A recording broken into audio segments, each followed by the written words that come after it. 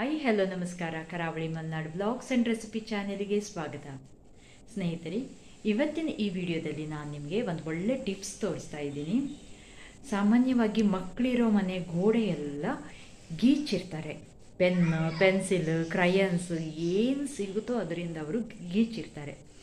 ಅದನ್ನು ಅತಿ ಸುಲಭವಾಗಿ ಆ ಕಲೆನ ಹೇಗೆ ತೆಗೆಯೋದು ಗೋಡೆಯಿಂದ ಅಂತ ನಾನು ನಿಮಗೆ ಈ ವಿಡಿಯೋದಲ್ಲಿ ಶೇರ್ ಮಾಡ್ತೀನಿ.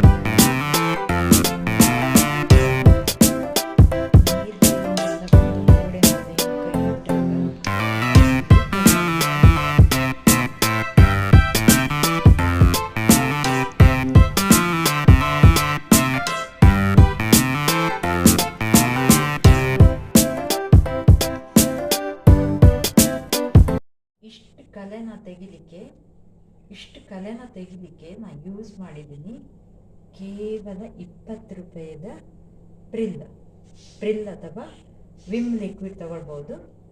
ಮತ್ತೊಂದು ಸ್ಟೀಲ್ ಸ್ಕ್ರಬ್ ತಗೊಂಡಿದ್ದೀನಿ. ಕೇವಲ ಇಷ್ಟರಲ್ಲೇ ಇಡೀ ಮನೆನ ಕ್ಲೀನ್ ಮಾಡ್ಬೋದು. ಫಸ್ಟ್ ನಾವೇನು ಮಾಡಬೇಕು ಅಂದರೆ, ಈ ಪ್ರಿಲ್ ಅಥವಾ ವಿಮ್ ಲಿಕ್ವಿಡ್ನ ತೆಗೆದುಕೊಂಡು ಕೈ ಮೇಲೆ ಸ್ವಲ್ಪ ಹಾಕಿ ಗೋಡೆ ಮೇಲೆ ಎಲ್ಲಿ ಬರೆದಿದ್ದಾರೆ ಆ ಪ್ಲೇಸಲ್ಲಿ ಈ ಲಿಕ್ವಿಡ್ನ ಚೆನ್ನಾಗಿ ಅದಕ್ಕೆ ಅಪ್ಲೈ ಮಾಡಬೇಕು. ನೋಡಿ, ಇಲ್ಲೆಲ್ಲ ಗೀಚಿದೈತೆ.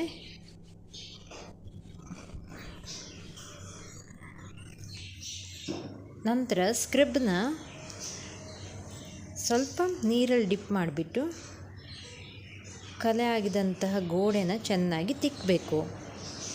ಸ್ನೇಹಿತರೆ, ನಾವು ಮನೆಯಲ್ಲಿ ಗೋಡೆಗೆ ಹಾಕಿದಂಥ ಪೇಂಟ್ ಮಾತ್ರ ಆಯಿಲ್ ಪೇಂಟ್ ಇದ್ದರೆ ಮಾತ್ರ ಈ ಟಿಪ್ಸ್ನ ಫಾಲೋ ಮಾಡಿ.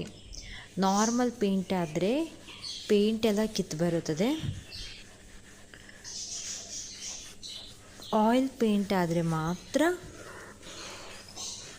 ಪೇಂಟ್ ಏನೂ ಆಗಲ್ಲ, ಸ್ವಲ್ಪ ಲೈಟಾಗಿ ಡಿಮ್ ಆಗುತ್ತೆ ಅಷ್ಟೇ.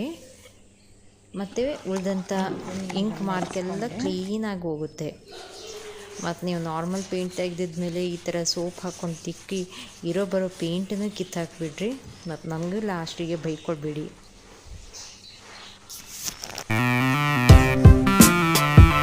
ಪೆನ್ಸಿಲಿಂದ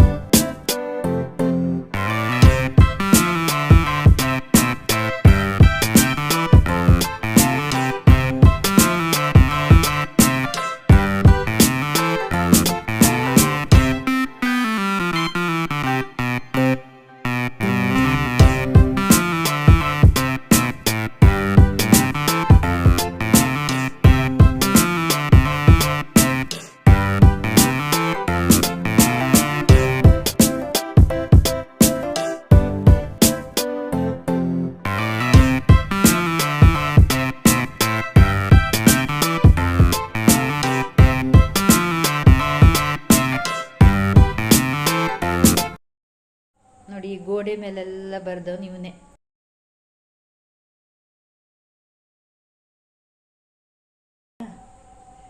ಇಡೀ ಗೋಡೆ ಬರ್ದವನು ಈ ಹುಡುಗ. ಇವಾಗಷ್ಟೇ ನಿದ್ದೆಯಿಂದ ಎದ್ದು ಬಂದಿದ್ದಾನೆ.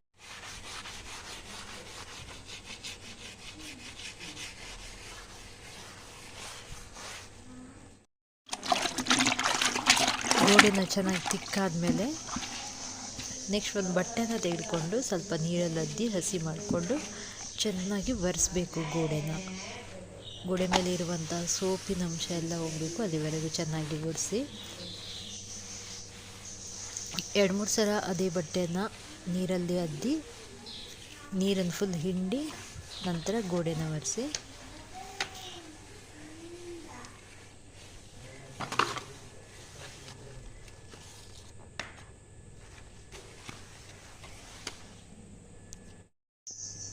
ಇವಾಗ ಸೋಪಿನ ಅಂಶ ಎಲ್ಲ ಹೋಗಿದ ಮೇಲೆ ನೆಕ್ಸ್ಟ್ ನಾನು ಒಣ ಬಟ್ಟೆನ ತೆಗೆದುಕೊಂಡು ಚೆನ್ನಾಗಿ ಗೋಡೆನ ಕ್ಲೀನಾಗಿ ಒರೆಸ್ತಾ ಇದ್ದೀನಿ.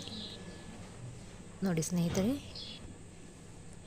ಪೆನ್ನಿಂದ ಒಂದು ಮಾರ್ಕು ಇಲ್ಲ, ಪೆನ್ಸಿಲಿಂದ ಎಷ್ಟು ಗೋಡೆ ಹಾಳಾಗಿತ್ತಲ್ಲ, ಗೀಚಿದ ಅಸಹ್ಯವಾಗಿ ಕಾಣಿಸ್ತಾ ಇತ್ತು. ಇವಾಗ ನೋಡಿ ಗೋಡೆ ಎಷ್ಟು ಕ್ಲೀನಾಗಿ ಕಾಣ್ತಾ ಇದೆ ಅಂತ.